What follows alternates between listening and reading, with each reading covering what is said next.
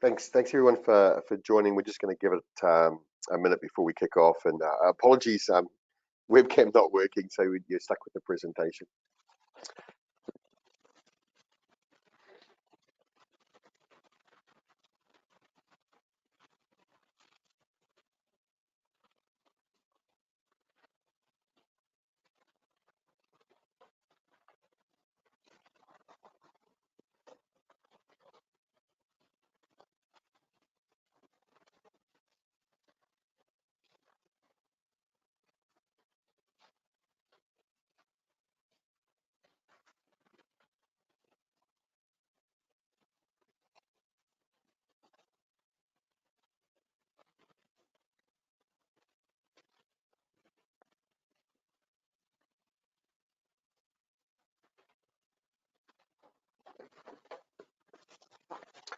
So I think with that being said, time to kick off today. I'm Brett Henshilwood, Risk Advisory Partner at Deloitte Bermuda, where I'm responsible for our IT advisory and assurance services.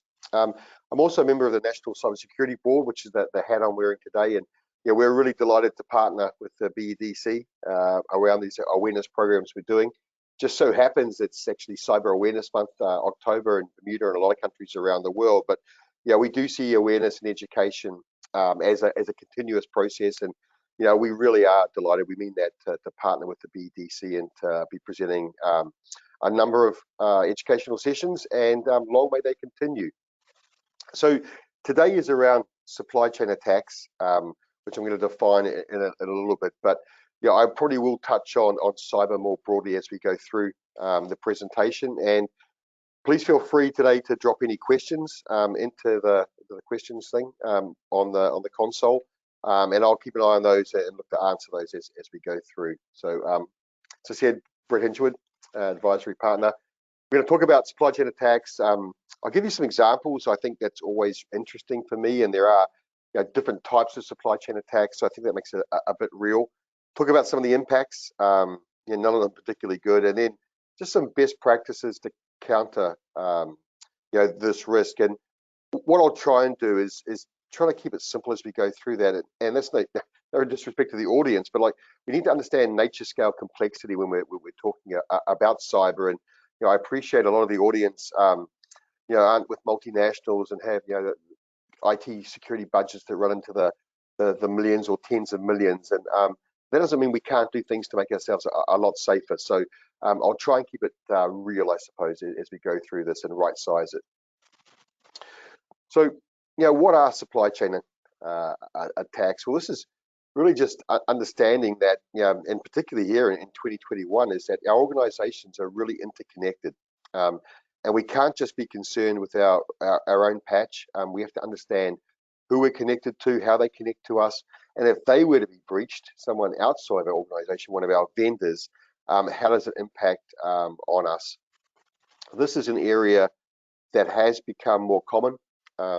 If I look at the different ways organizations can be breached, this is a fairly sophisticated one, but it's also one where you can be a victim when you weren't kind of as a drive-by victim rather than a targeted victim. And we have seen a lot more of them. We sort of have a lot of nation states in particular because they tend to be a little complicated. But this is the era of the extended enterprise. We're all connected. There's not many of us listening today or talking today that aren't connected to other vendors, and we need to understand a whole lot better what that interconnectivity looks like, and also what those third parties are doing to make us safe as well.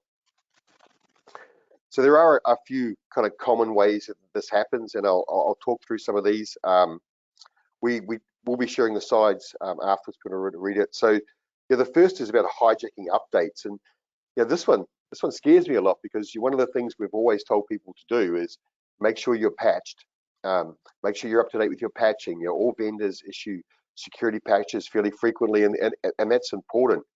And the bad guys have seen this, have looked at this, and they've started to use this as an attack surface. So what they do is that they actually breach the software vendors and put malicious code within those patch updates. And so when you go in there, or quite often your your systems will be configured to look for updates on a fairly periodic basis and automatically pull those updates down. Then you're actually pulling that malware into your organization.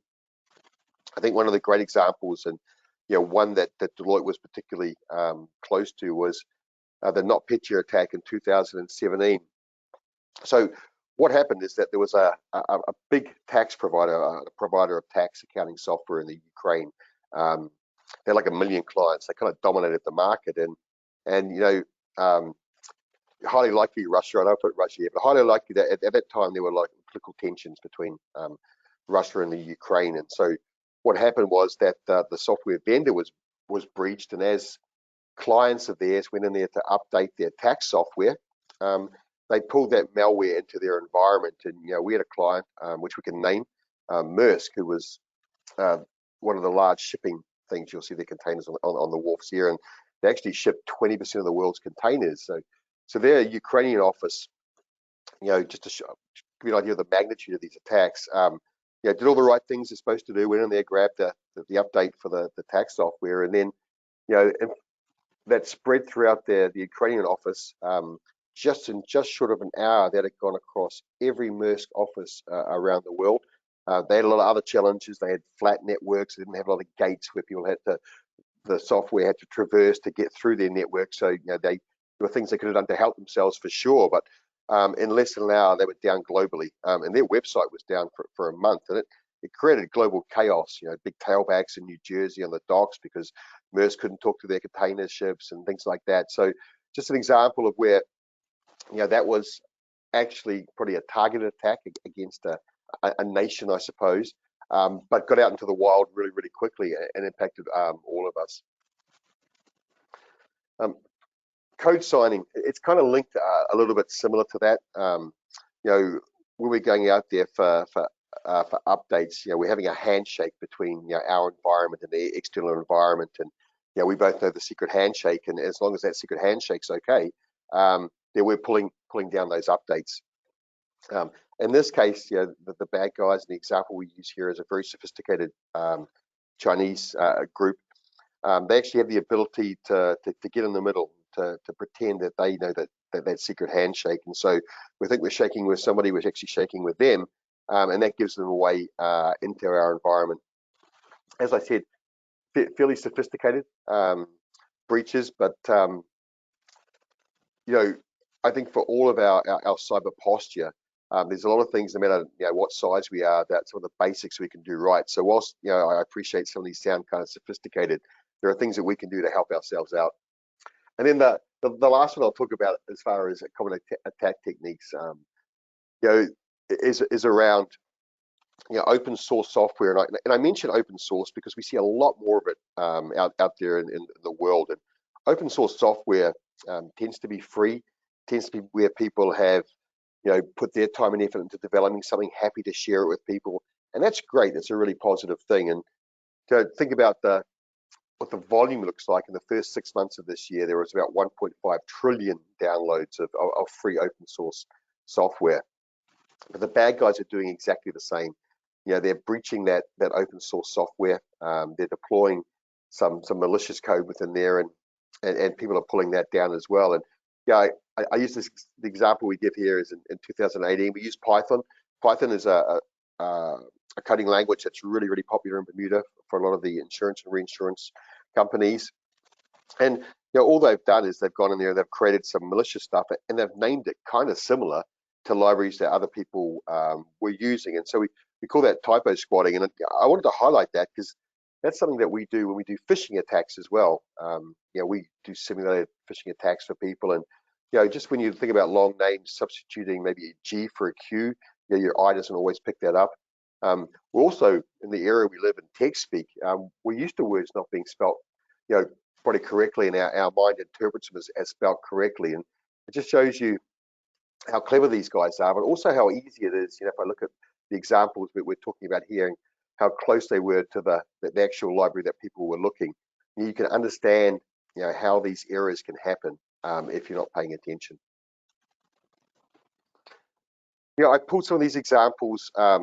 There's I'm not sure if anybody has heard of it, something called NIST, and that's a a body in the US that produces some really great guidance around cybersecurity. Their cyber framework is by far the most popular in the world. It was only released in February 2014 under President Obama. If I give an example, the Bermuda Monetary Authority, they have some requirements out there around cyber for the insurance sector that will probably be expanded to other sectors in the near future. And they both base those requirements on NIST. And I mentioned that because I find NIST a really great resource point when I'm prepping for things like this, but also for yourselves. If you want to learn more about some of these attacks and how you can protect yourself, there's a lot of free information out there. And it took me pretty much 20 seconds to find the NIST document on supply chain attacks. And it's written in fairly common language. It's not a super difficult read. And I just pulled some of these examples because it's not just about software, it's about hardware as well. And I don't want to scare anybody. It's already, as Jamila mentioned the other day, you're already using the word attack, and the title is fairly aggressive. But it's a complicated area. It really is, and there's just a lot of bad actors out there looking to do a lot of bad stuff. And this is some good examples of that. So the first was, one that I'm aware of. I wasn't caught up in it, but obviously there's a bit of press at the time where a cell phone manufacturer in the US was using some software designed by a foreign country. Pretty guess what that was, but what that did was that it sat there and it operated as we'd expect, but then every 3 days it just happened to ping all the contents of your text messages back to a server in the country where that vendor was related. And it took quite a few months for that to be identified, and that just shows, I think for me, when we look at supply chain, I think some of that also includes where we're getting the software for, and hardware as well.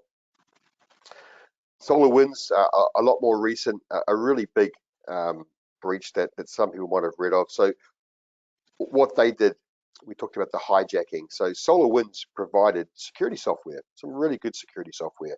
And they had a lot of clients.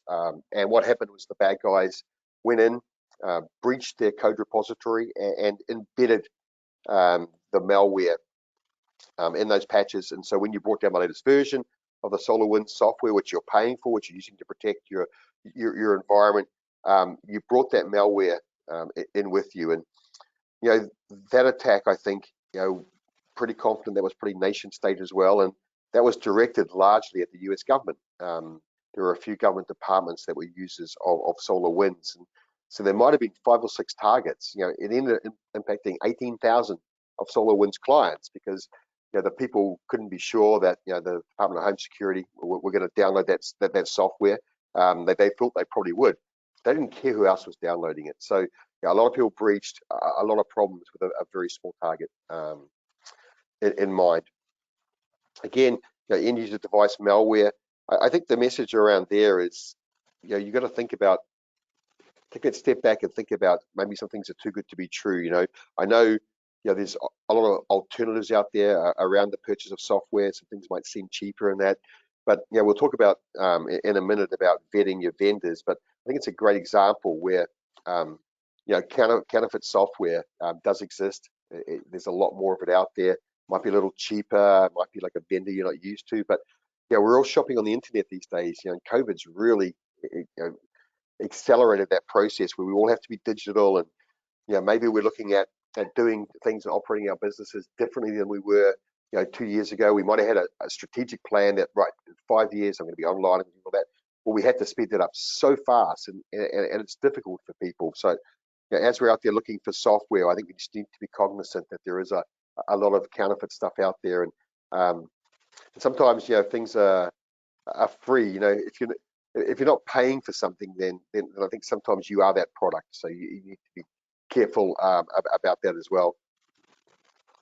Again, and the bad guys, I think they're clever as well. So Kaspersky, they provided antivirus software, but again, they were breached by again, a nation state looking to spy on the US. We're using that software.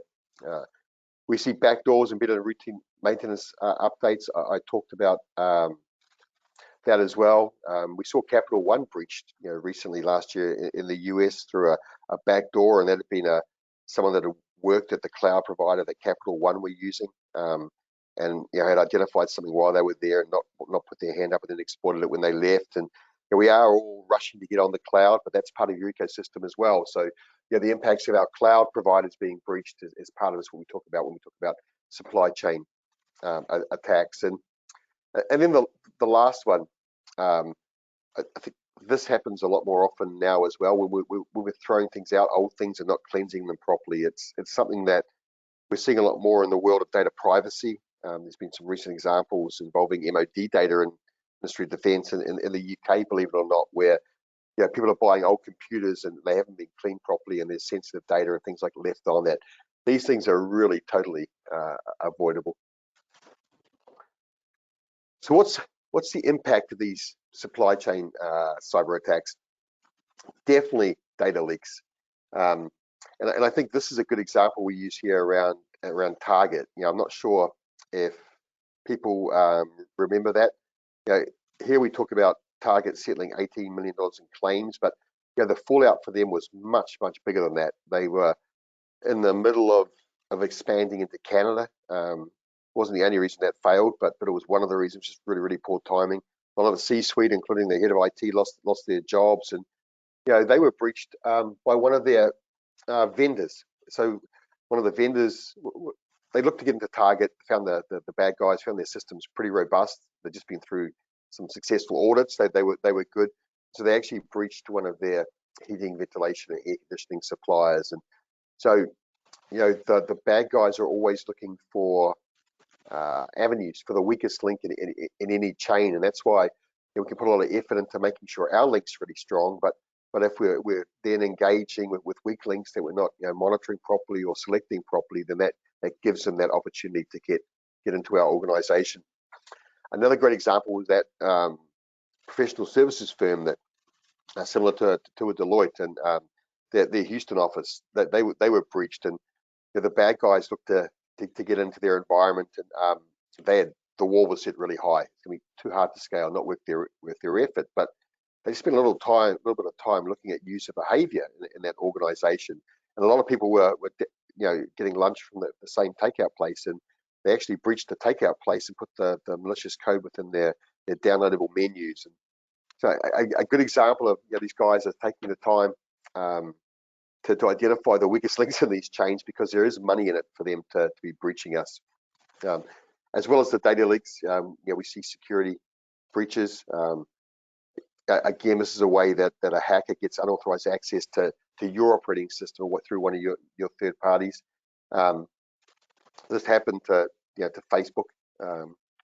Pretty sure I was one of those users that had my access token kind of breached, and then people set up fake account, etc. And that's the other thing. We do live in a world where there's a lot of large vendors, a lot of large IT companies that hold a lot of data, but that we're dealing with all the time. It can lead to malware attacks. We've seen a lot of that in 2021.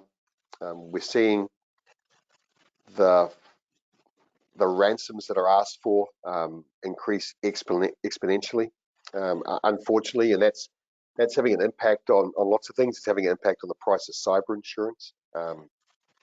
And again, these companies are pretty sophisticated. There was a large US insurance company that was breached and ended up paying a $40 million ransom the other day. Now if these guys are spending a lot of money on security, and they're able to be breached, and then they're paying fines of that magnitude, and they're only going to pay that if they think recovering themselves is going to cost more than that for sure. It does just show what a large problem this has become. And I think a lot of times, I always think that we should risk assess ourselves. So take that step back, think about who might attack us, how might they do it, and what might they be looking for. And I find I've been in Bermuda a long time, over 17 years, but I find it a really trusting culture here.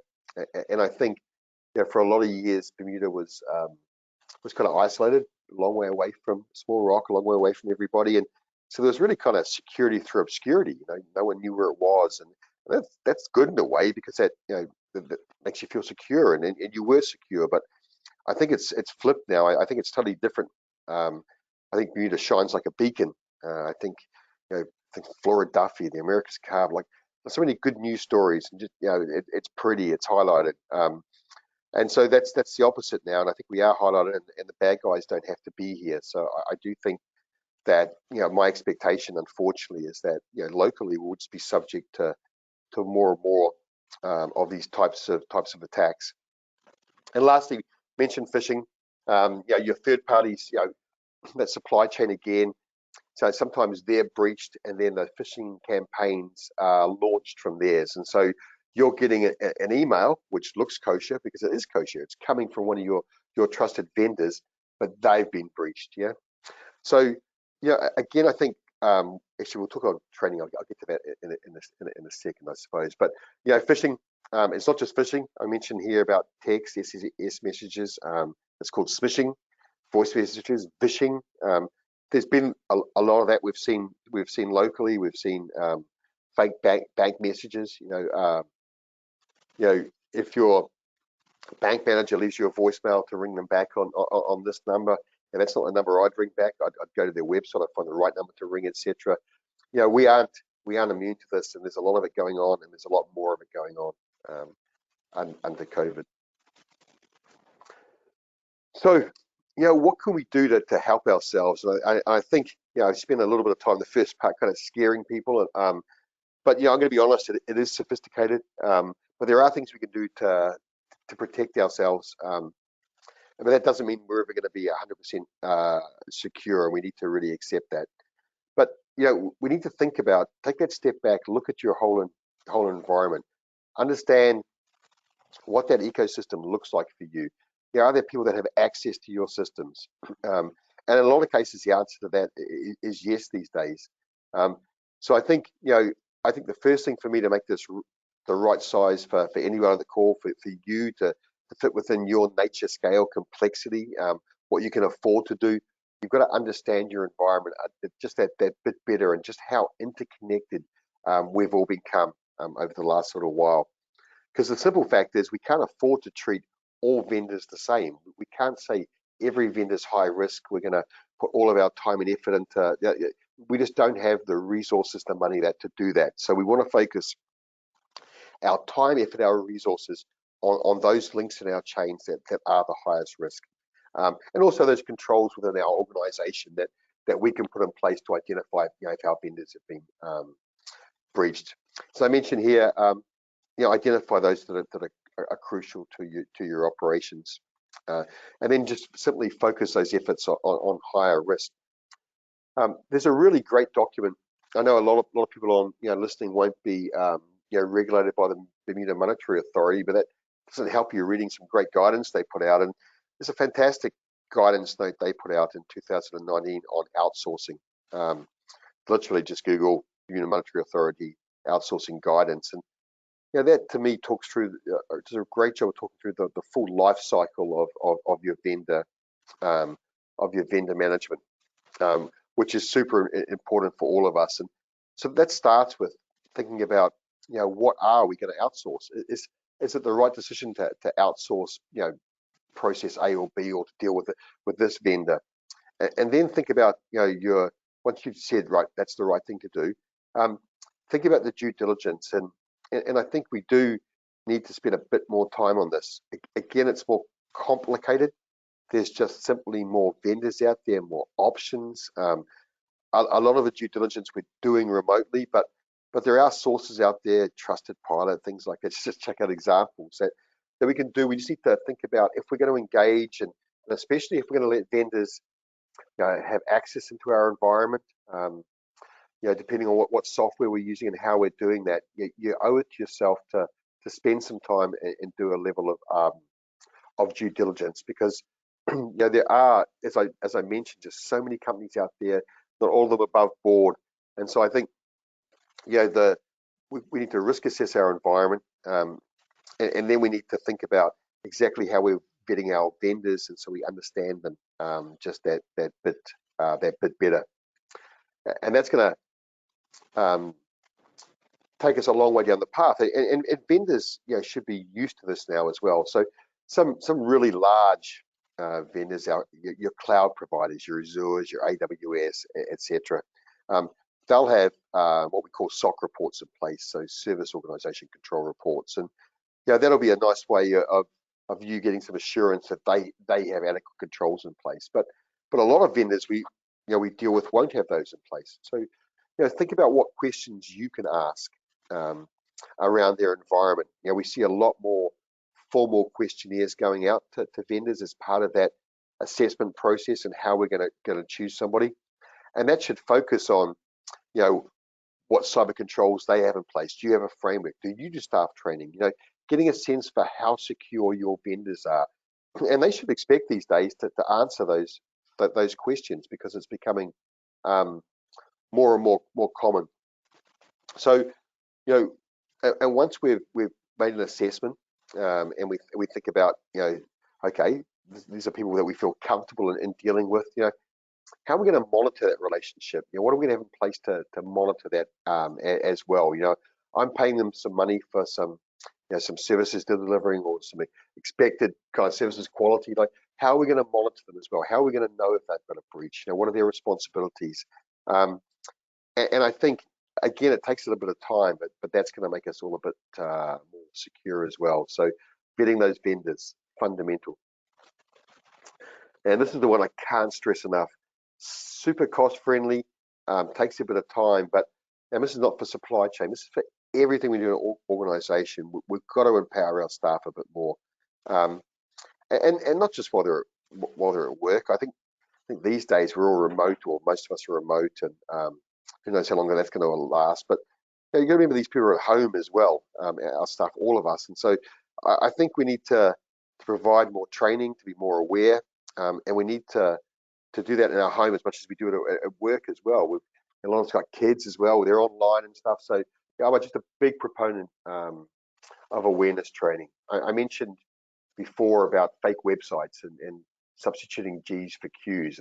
It's pretty simple. We think about some of the phishing emails that we do. I do simulated things a lot. I'll tell you, there's good times of year. Like Cup Match is a great time of year to do related to phishing. Not so much when the numbers were down, but like, here's your invite, free alcohol, this or that, and so I think get people to just take that step back and just look at the emails they're getting, or if a system's not operating correctly, if it just doesn't feel right, then maybe that's time to have a close look at our logs and see if we see anything that might indicate that.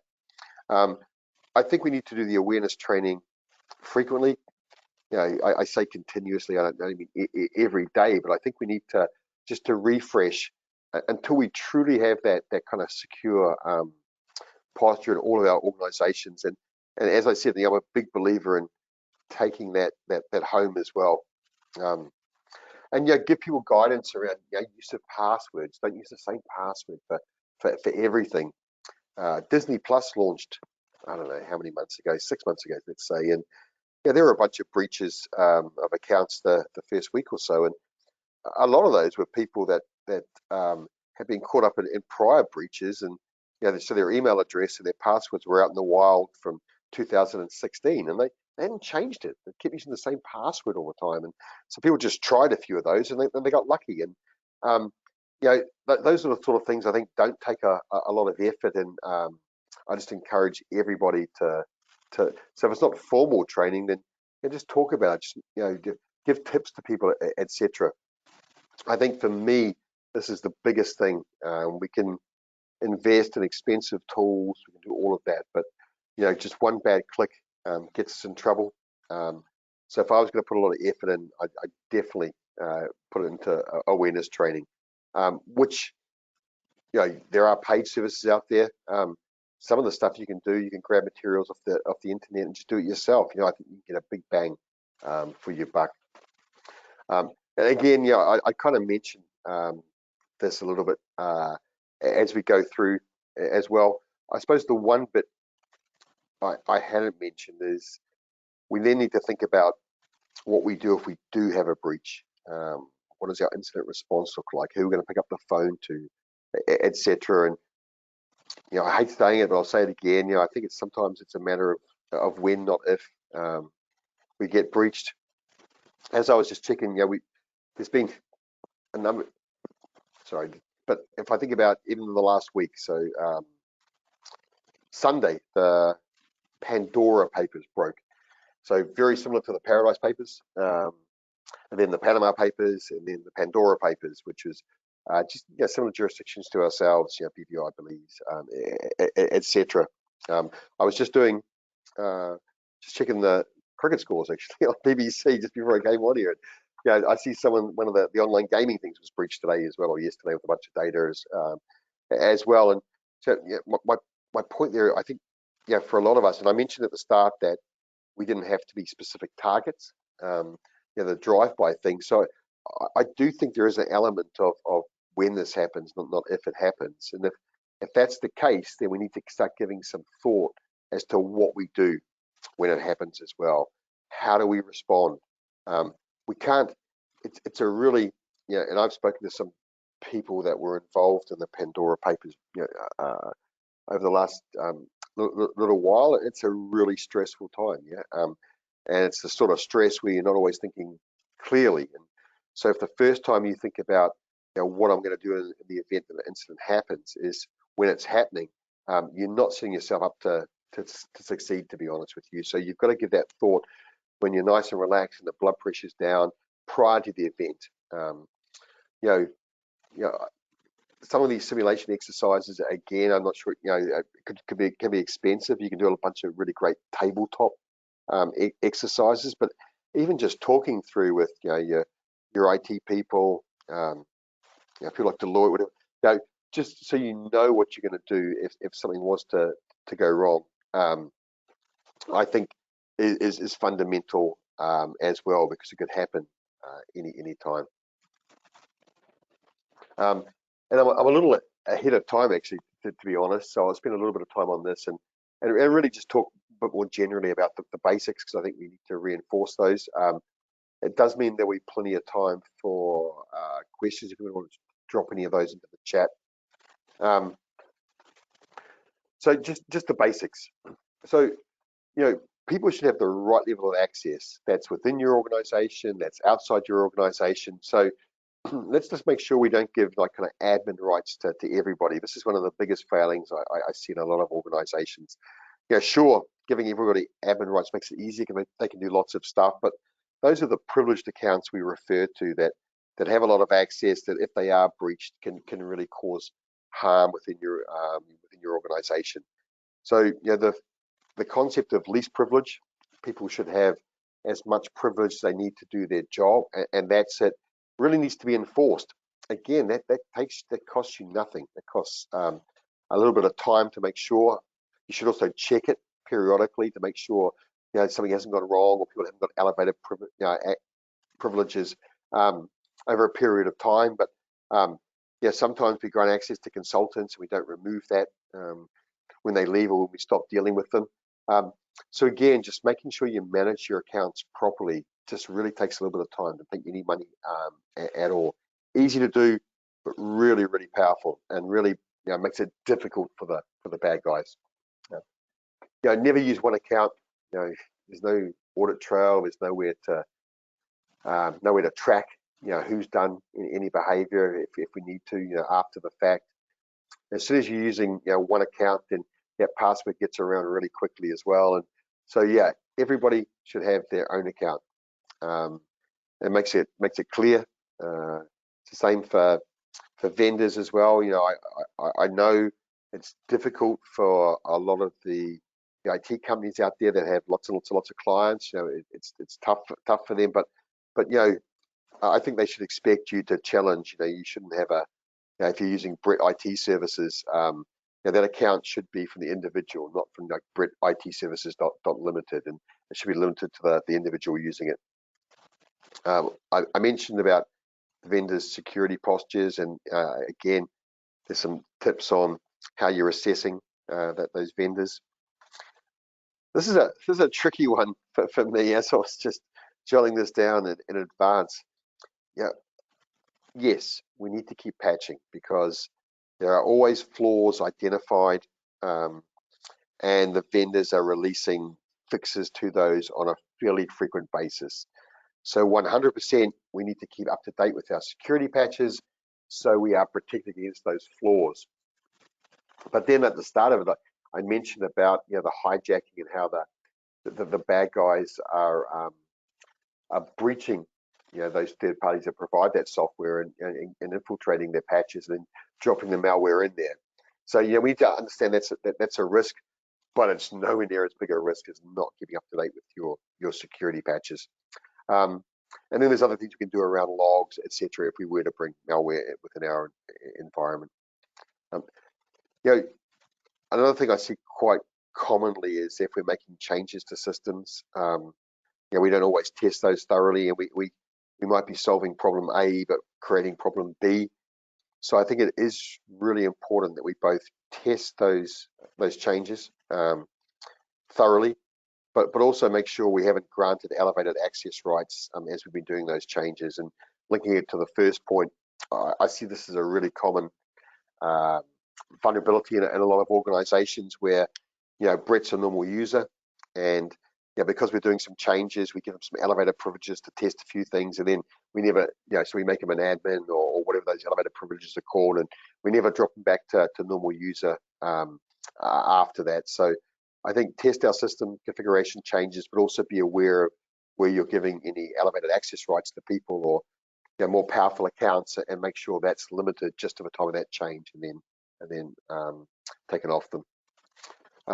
Training staff, I'm going to mention it again because I think that's just super fundamental to me. The cyber awareness programs, or IT security programs, whatever you want to call it.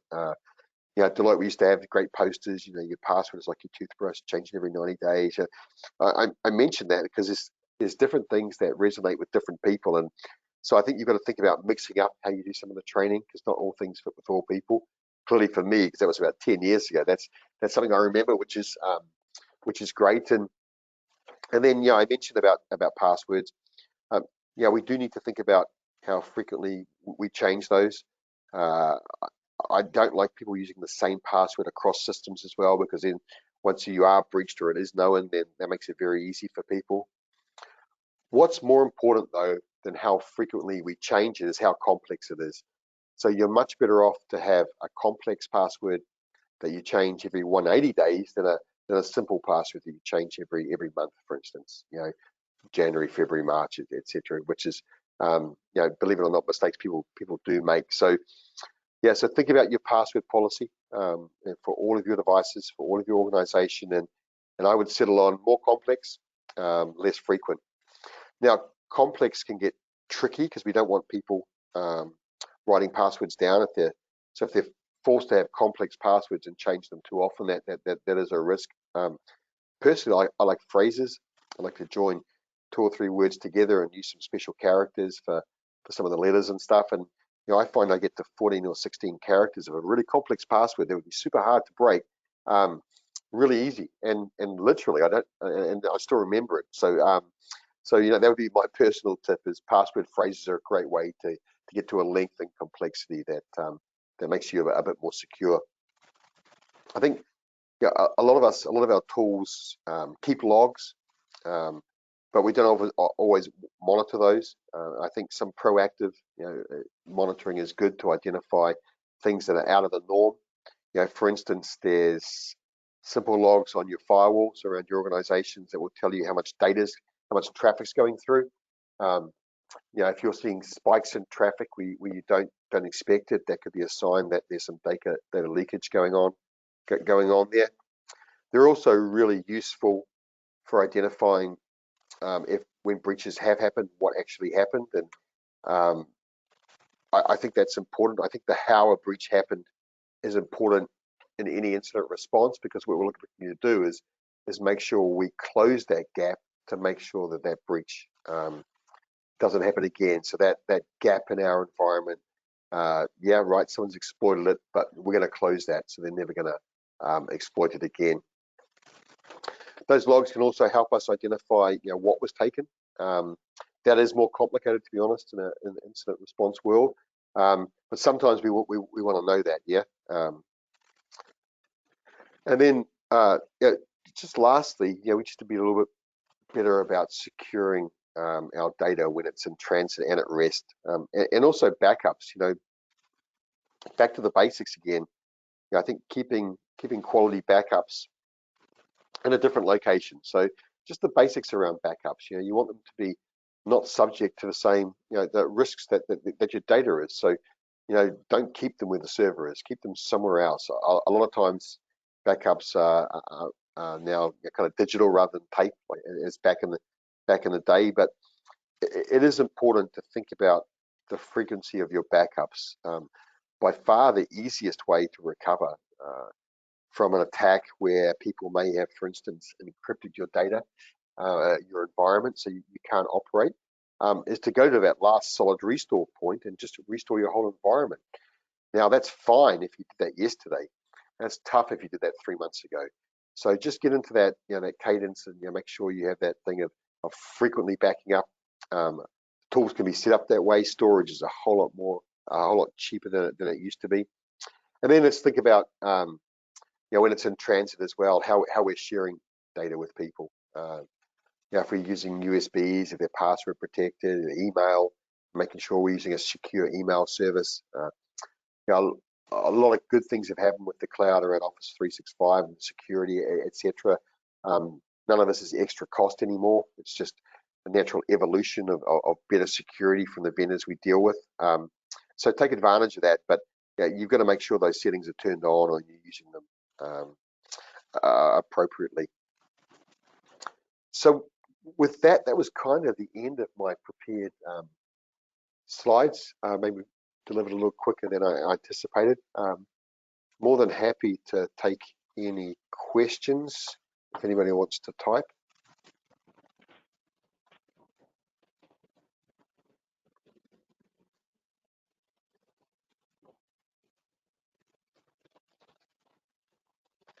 Or as we mentioned that we are going to issue the slides afterwards. If anyone ever wants to reach out to me directly, never hesitate to do so.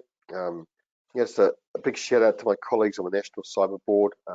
Everybody's really committed. We're kind of a volunteer board. It's been a few years. We developed a national strategy for Bermuda.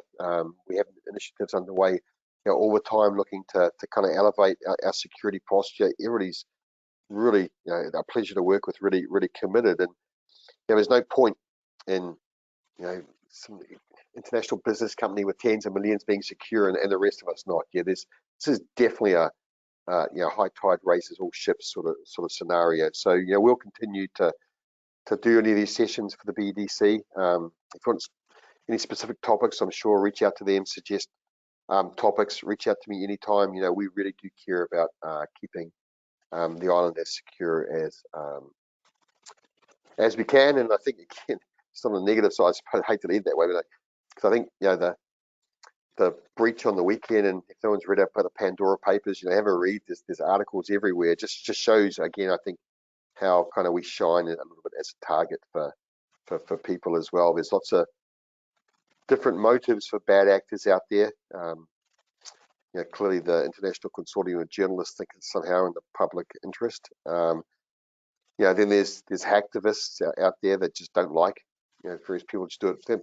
But by far the vast majority of these breaches are done by criminals, because there is money in it for them breaching your organization and taking your data or encrypting your environment.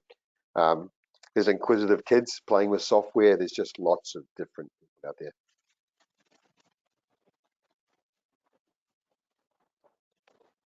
So back to the BDC. I'm not sure what the if we finish early, if we just drop, or what the protocol is. Yeah, Brett. So there is one question from Thomas that says, since our government CSIRT team has yet to be fully operational, how can we share threat information more broadly within Bermuda? It's an excellent question. We're really aware of this. We're looking at an open source platform. there's some industry groups out there. Like the insurance guys or the banking guys are FSISAC, and they do some sharing. They have industry groups. At the moment, it's just if you know someone pings you saying, this vendor was breached or this vendor was breached, won't worry about emails from them. We are looking at what we can deploy, some open source to share it, and then also what details as well, just being careful from a privacy perspective. So that is on our kind of short-term list of trying to get something into place. We appreciate that's far from ideal at the moment. It's just, I'm sure a lot of the IT guys do share kind of informally. I get some heads up on things, but there's nothing. But we are definitely looking at putting something that is free and manageable, because any intel is better than the none we get at the moment. Thomas, good question. And even so that's all the I think that would last. So I think that platform would probably last, even if with the CSET, when the CSET is up and running, as well. I think just having a platform for people to happily share is overdue, and would definitely get use.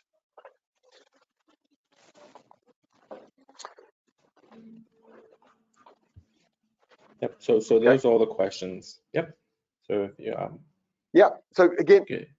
Final remarks. Do the basics. It's scary, but just please, for all of these IT risks, just get the basics right. That's going to help everybody a lot. And never hesitate to reach out and chat. And enjoy your 13 minutes back.